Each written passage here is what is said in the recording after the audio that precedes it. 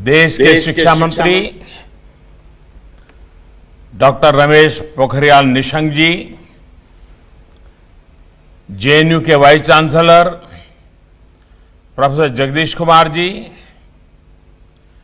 Pro vice chancellor professor RP Singh जी,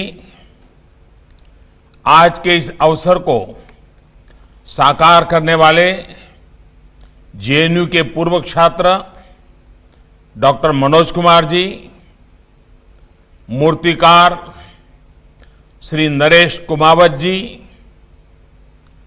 अलग अलग स्थानों से जुड़े फैकल्टी मेंबर्स और विशाल संख्या में इस कार्यक्रम के साथ जुड़े हुए मेरे सभी युवा साथियों, मैं जेएनयू प्रशासन, सभी शिक्षकों और स्टूडेंट्स को इस महत्वपूर्ण अवसर पर बहुत बधाई देता हूं। साथियों, स्वामी विवेकानंद जी कहते थे,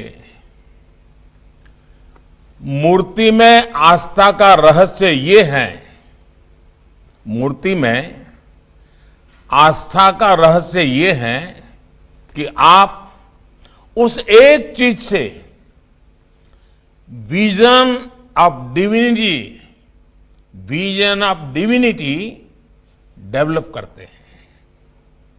मेरी कामना है कि जेएनयू में लगी स्वामी जी की ये प्रतिमा सभी को प्रेरित करे, ऊर्जा से भरे।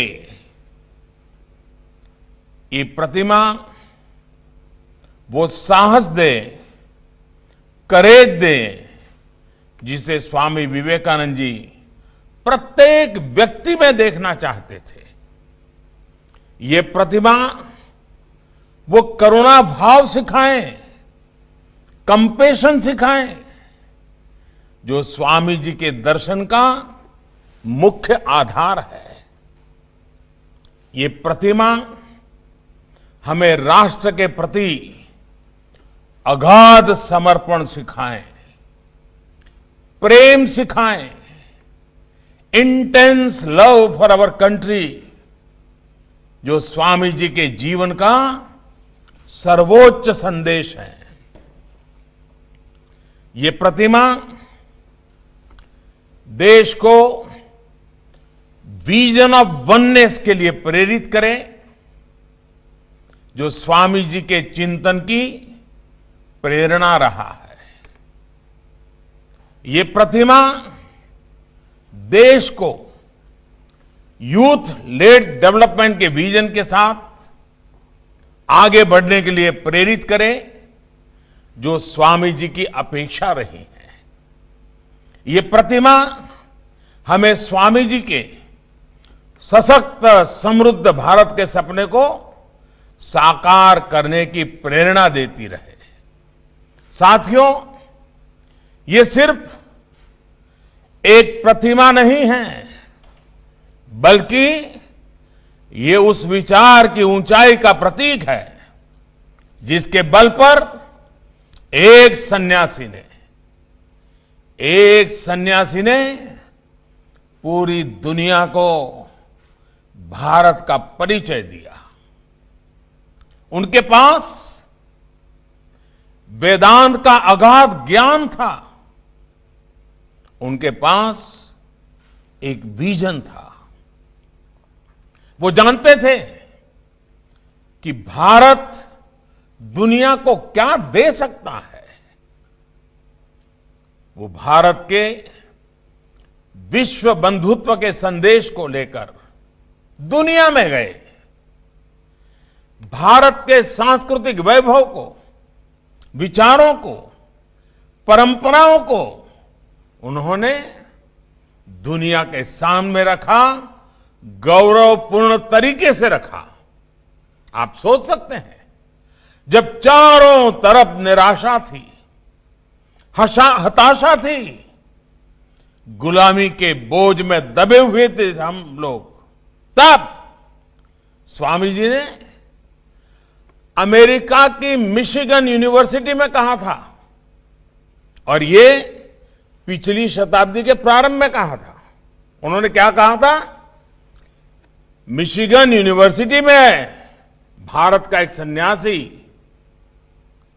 घोषणा भी करता है, दर्शन भी दिखाता है। वो कहते हैं, यह शताब्दी आपकी है। यानी पिछली शताब्दी के प्रारंभ में उनके शब्द हैं, ये शताब्दी आपकी है, लेकिन 21वीं शताब्दी निश्चित ही भारत की होगी। पिछली शताब्दी में उनके शब्द सही निकले हैं, इस शताब्दी में उनके शब्दों को सही करना ये हम सबका दायित्व है। भारतीयों के उसी आत्मविश्वास, उसी जज्बे को ये प्रतिमा समेटे हुए है। ये प्रतिमा उस ज्योति पुंज का दर्शन है जिसने गुलामी के लंबे कालखंड में खुद को, अपने सामर्थ्य को, अपनी पहचान को भूल रहे भारत को जगाया था, जगाने का काम किया था। भारत में नई चेतना का संचार किया था। साथियों, आज देश आत्मनिर्भर भारत के लक्ष्य और संकल्प के साथ आगे बढ़ रहा है। आज आत्मनिर्भर भारत का विचार 130 करोड़ से अधिक भारतीयों के कलेक्टिव कॉन्शियसनेस का, हमारी एस्पिरेशंस का हिस्सा बन चुका है। जब हम आत्मनिर्भर भारत की बात करते हैं तो लक्ष्य सिर्फ फिजिकल या मटेरियल सेल्फ रिलायंस तक ही सीमित नहीं है। आत्मनिर्भरता का अर्थ भी व्यापक है, दायरा भी व्यापक है, उसमें गहराई भी है, उसमें ऊंचाई भी है। आत्मनिर्भर राष्ट्र तभी बनता है जब संसाधनों के साथ साथ सोच और संस्कारों में भी वो आत्मनिर्भर बने। विदेश में एक बार किसी ने स्वामी जी से पूछा था कि आप ऐसा पहनावा क्यों नहीं पहनते जिससे आप जेंटलमैन लगे। इस पर स्वामी जी ने जो जवाब दिया वो भारत के आत्मविश्वास, भारत के मूल्यों की गहराई को दिखाता है। बड़ी विनम्रता के साथ उन सज्जन को स्वामी जी ने जवाब दिया कि आपके कल्चर में एक टेलर जेंटलमैन बनाता है, लेकिन हमारे कल्चर में कैरेक्टर तय करता है कि कौन जेंटलमैन है।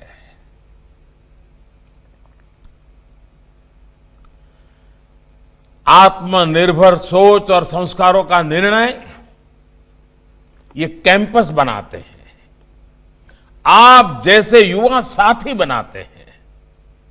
साथियों, देश का युवा ही दुनिया भर में ब्रांड इंडिया का ब्रांड एम्बेसडर्स है।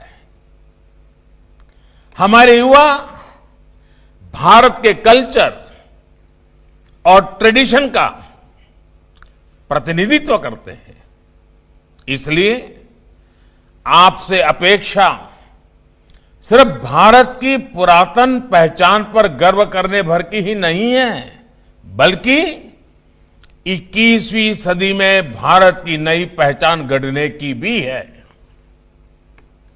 अतीत में हमने दुनिया को क्या दिया, ये याद रखना और ये बताना हमारे आत्मविश्वास को बढ़ाता है। इसी आत्मविश्वास के बल पर हमें भविष्य पर काम करना है। भारत 21वीं सदी की दुनिया में क्या कंट्रीब्यूट करेगा, इसके लिए इनोवेट करना हम सभी का दायित्व है।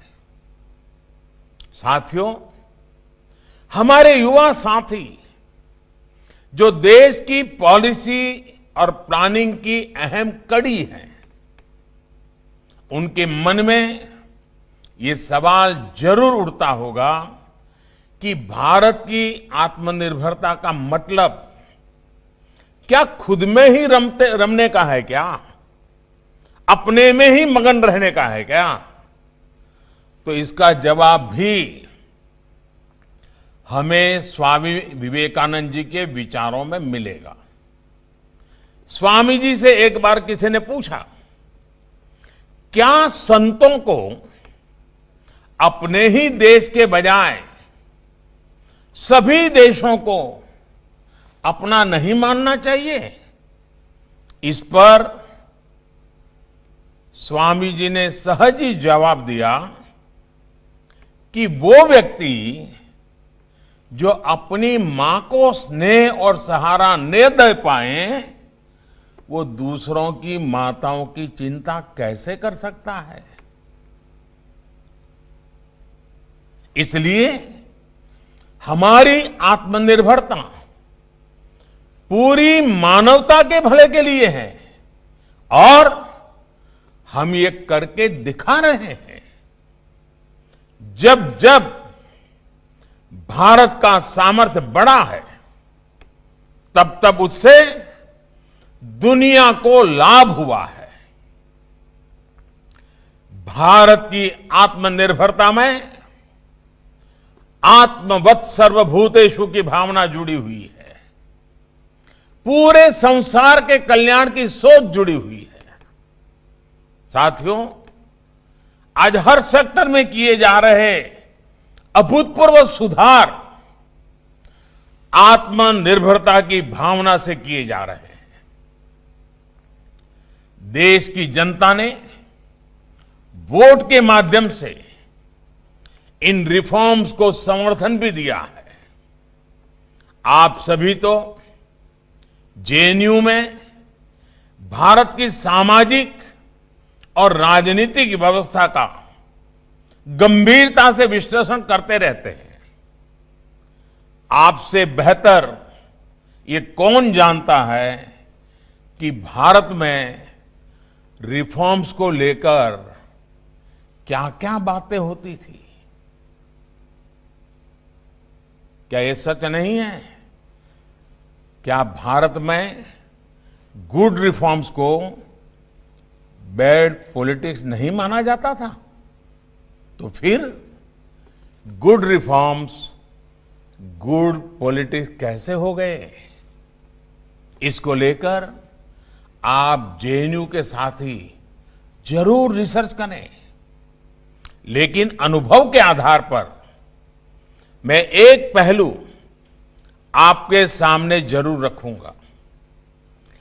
आज सिस्टम में जितने रिफॉर्म्स किए जा रहे हैं, उनके पीछे भारत को हर प्रकार से बेहतर बनाने का संकल्प है। आज हो रहे रिफॉर्म्स के साथ नियत और निष्ठा पवित्र हैं। आज जो रिफॉर्म्स किए जा रहे हैं, उससे पहले एक सुरक्षा कवच तैयार किया जा रहा है। इस कवच का सबसे बड़ा आधार है विश्वास, भरोसा। अब जैसे प्रो फार्मर रिफॉर्म्स, उसी की बात कर लें। किसान दशकों तक सिर्फ राजनीतिक चर्चा का ही विषय रहा। जमीन पर उसके हित में कदम सीमित ही थे। बीते 5-6 सालों में हमने किसानों के लिए एक सुरक्षा तंत्र विकसित किया। सिंचाई का बेहतर इंफ्रास्ट्रक्चर हो, मंडियों के आधुनिकीकरण पर निवेश हो, यूरिया की उपलब्धता हो, सॉइल हेल्थ कार्ड हो, बेहतर बीज हो, फसल बीमा हो, लागत का 1.5 गुना एमएसपी हो, ऑनलाइन मार्केट की व्यवस्था ई-नाम हो और पीएम सम्मान निधि से सीधी मदद हो। बीते सालों में एमएसपी को भी अनेक बार बढ़ाया गया और किसानों से रिकॉर्ड खरीद भी की गई है। किसानों के इर्द गिर्द जब ये सुरक्षा कवच बन गया, जब उनमें विश्वास जागा, तब जाकर के एग्रो रिफॉर्म्स को हमने आगे बढ़ाया। पहले किसानों की अपेक्षाओं पर काम किया गया और अब किसानों की आकांक्षाओं की पूर्ति के लिए काम किया जा रहा है। अब किसानों को पारंपरिक साधनों से ज्यादा विकल्प बाजार में मिल रहे हैं। जब विकल्प ज्यादा मिलते हैं तो खरीदारों में कंपटीशन भी बढ़ रहा है, जिसका सीधा लाभ किसान को मिलने वाला है। रिफॉर्म्स के कारण अब किसान उत्पादक संघ यानी एफपीओज के माध्यम से किसानों के सीधे एक्सपोर्टर्स बनने का भी रास्ता साफ हुआ है। साथियों, किसानों के साथ साथ गरीबों के हित में किए गए रिफॉर्म्स के मामले में यही रास्ता अपनाया जा रहा है। हमारे यहां लंबे समय तक गरीब को सिर्फ नारों में ही रखा गया, लेकिन सच्चाई ये थी कि देश के गरीब को कभी सिस्टम से जोड़ने की चेष्टा ही नहीं हुई। जो सबसे ज्यादा निग्लेक्टेड था वो गरीब था, जो सबसे ज्यादा अनकनेक्टेड था वो गरीब था, जो सबसे ज्यादा फाइनेंशियली एक्सक्लूडेड था वो गरीब था। अब गरीबों को अपना पक्का घर, टॉयलेट, बिजली, गैस, साफ पीने का पानी, डिजिटल बैंकिंग, सस्ती मोबाइल कनेक्टिविटी और तेज इंटरनेट कनेक्शन की सुविधा जैसे अन्य नागरिकों को मिल रही है, गरीबों तक भी पहुंच रही है। ये गरीब के इर्द गिर्द बुना गया वो सुरक्षा कवच है जो उसकी आकांक्षाओं की उड़ान के लिए जरूरी है। साथियों, एक और रिफॉर्म जो सीधे आपको जेएनयू जैसे देश के कैंपसेस को प्रभावित करता है, वो है नई नेशनल एजुकेशन पॉलिसी। इस नई नेशनल एजुकेशन पॉलिसी की कोर वैल्यूज ही कॉन्फिडेंस, कन्विक्शन और कैरेक्टर से भरे युवा भारत का निर्माण करना है। यही स्वामी जी का भी विजन था। वो चाहते थे कि भारत में शिक्षा ऐसी हो जो आत्मविश्वास दे, उसको हर प्रकार से आत्मनिर्भर बनाए। जीवन के 2-2.5 दशक के बाद युवा साथियों को जो हौसला मिलता है वो स्कूली जीवन की शुरुआत में ही क्यों ना मिले। किताबी ज्ञान तक, स्ट्रीम्स की बंदिशों तक, मार्कशीट, डिग्री, डिप्लोमा तब तक ही युवा ऊर्जा को क्या बांध करके रखा जाए। नई नेशनल एजुकेशन पॉलिसी को उसका फोकस इसी बात पर सबसे अधिक है। इंक्लूजन नई एनईपी के मूल में है। भाषा सिर्फ और सिर्फ एक माध्यम है, ज्ञान का पैमाना नहीं। ये इस एनईपी की भावना है। गरीब से गरीब को, देश की बेटियों को उनकी जरूरत, उनकी सुविधा के अनुसार बेहतर शिक्षा प्राप्त करने का अधिकार मिले, ये इसमें सुनिश्चित किया गया है। साथियों, रिफॉर्म्स का निर्णय करना ही अपने आप में काफी नहीं होता। उनको जिस प्रकार से हम अपने जीवन में उतारते हैं, ये सबसे अहम होता है। नई नेशनल एजुकेशन पॉलिसी में उससे हमारी शिक्षा व्यवस्था में सार्थक बदलाव भी तभी तेजी से आएगा जब हम आप सभी साथी ईमानदारी से प्रयास करेंगे। विशेष तौर पर हमारे शिक्षक वर्ग, बुद्धिजीवी वर्ग पर इसका सबसे ज्यादा दायित्व है। वैसे साथियों, जेएनयू के इस कैंपस में एक बेहद लोकप्रिय जगह है। कौन सी जगह है वो?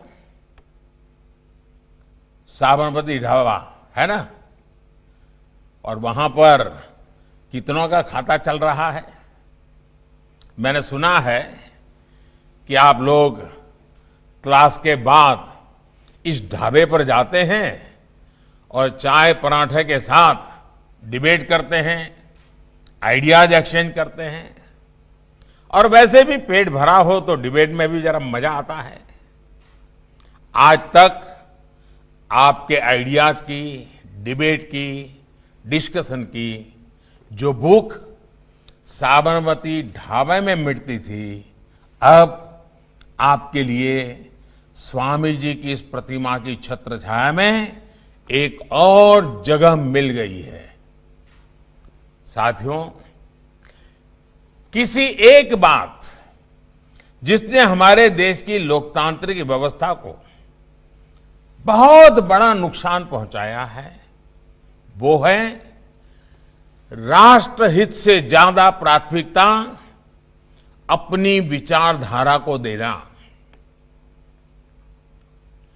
क्योंकि मेरी विचारधारा ये कहती है, इसलिए देश हित के मामलों में भी मैं इसी सांचे में सोचूंगा, इसी दायरे में काम करूंगा। ये रास्ता सही नहीं है दोस्तों, ये गलत है। आज हर कोई अपनी विचारधारा पर गर्व करता है, ये स्वाभाविक भी है।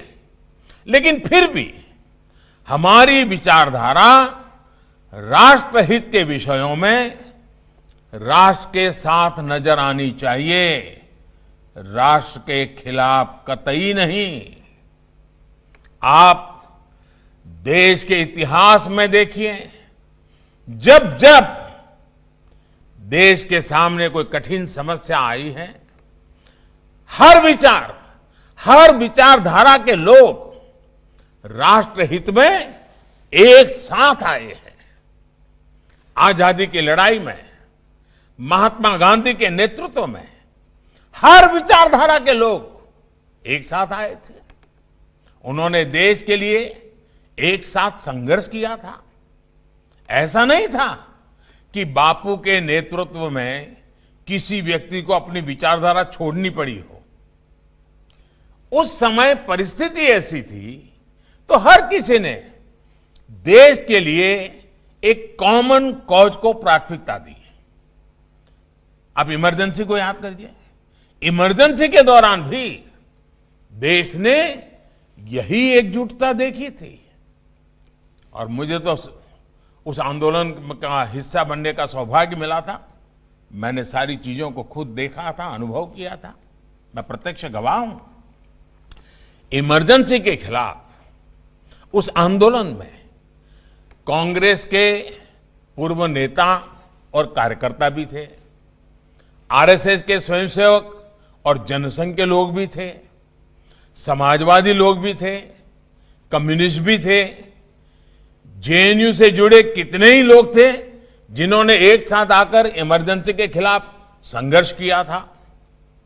इस एकजुटता में, इस लड़ाई में भी किसी को अपनी विचारधारा से समझौता नहीं करना पड़ा था। बस उद्देश्य एक ही था, राष्ट्रहित, और यह उद्देश्य ही सबसे बड़ा था। इसलिए साथियों, जब राष्ट्र की एकता, अखंडता और राष्ट्रहित का प्रश्न हो तो अपनी विचारधारा के बोझ तले दबकर फैसला लेने से देश का नुकसान ही होता है। हां, मैं मानता हूं कि स्वार्थ के लिए, अवसरवाद के लिए अपनी विचारधारा से समझौता करना भी उतना ही गलत है। इस इंफॉर्मेशन एज में अब इस तरह का अवसरवाद सफल नहीं होता, और हम बिल्कुल रोजमर्रा की जिंदगी में आजकल इन चीजों को बड़ी बारीकी से देख भी पा रहे हैं। हमें अवसरवाद से दूर, लेकिन एक स्वस्थ संवाद को लोकतंत्र में जिंदा रखना है। साथियों, आपके यहां तो आपके हॉस्टल्स के नाम भी गंगा, साबरमती, गोदावरी, ताप्ती, कावेरी, नर्मदा, झेलम, सतलुज जैसी नदियों के नाम पर है। इन नदियों की तरह ही आप सभी देश के अलग अलग हिस्सों से आते हैं, अलग अलग विचार लेकर आते हैं और यहां मिलते हैं। आइडियाज की इस शेयरिंग को, नए नए विचारों के इस प्रवाह को अविरल बनाए रखना है, कभी सूखने नहीं देना है। हमारा देश वो महान भूमि है जहां अलग अलग बौद्धिक विचारों के बीच अंकुरित होते रहे हैं, विकसित होते रहे हैं और फलते भी हैं, फूलते भी हैं। इस परंपरा को मजबूत करना आप जैसे युवाओं के लिए तो खास तौर पर बहुत आवश्यक है। इसी परंपरा के कारण भारत दुनिया का सबसे वाइब्रेंट लोकतंत्र है। मैं चाहता हूं कि हमारा देश का युवा कभी भी किसी भी स्टेटस को ऐसे ही एक्सेप्ट न करें। कोई ये कह रहा है इसलिए सही मान लो, ये नहीं होना चाहिए। आप तर्क करिए, बात करिए, विवाद करिए, स्वस्थ चर्चा करिए, मनन मंथन करिए, संवाद, और फिर किसी परिणाम पर पहुंचिए। स्वामी विवेकानंद जी ने भी कभी स्टेटस को स्वीकार नहीं किया था।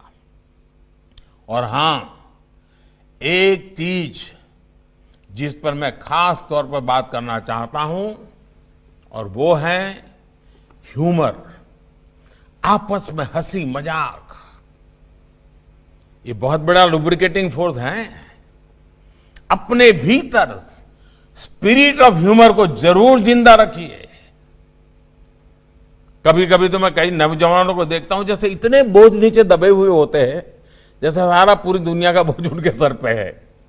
कई बार हम अपनी कैंपस लाइफ में, पढ़ाई में, कैंपस पॉलिटिक्स में ह्यूमर को ही भूल जाते हैं। इसलिए हमें इसे बचाकर रखना है।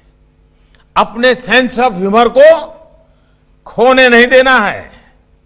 युवा साथियों, छात्र जीवन खुद को पहचानने के लिए एक बहुत उत्तम अवसर होता है। खुद को पहचानना ये जीवन की बहुत अहम आवश्यकता भी होती है। मैं चाहूंगा इसका भरपूर उपयोग कीजिए। जेएनयू कैंपस में लगी स्वामी जी की प्रतिमा राष्ट्र निर्माण, राष्ट्र प्रेम और राष्ट्र जागरण के प्रति यहां आने वाले हर युवा को प्रेरित करती रहे। इसी कामना के साथ आप सभी को बहुत बहुत शुभकामनाएं। आप सब सफल होइए, स्वस्थ रहिए, आने वाले दिनों के पर्वों को धूमधाम से मनाइए। अपने परिजन जो यहां रहते हैं उनको भी ये संतोष हो कि आप भी दिवाली के माहौल में उसी खुशी मिजाज से काम कर रहे हैं। यही अपेक्षा के साथ मेरी तरफ से आप सबको अनेक अनेक शुभकामनाएं। बहुत बहुत धन्यवाद।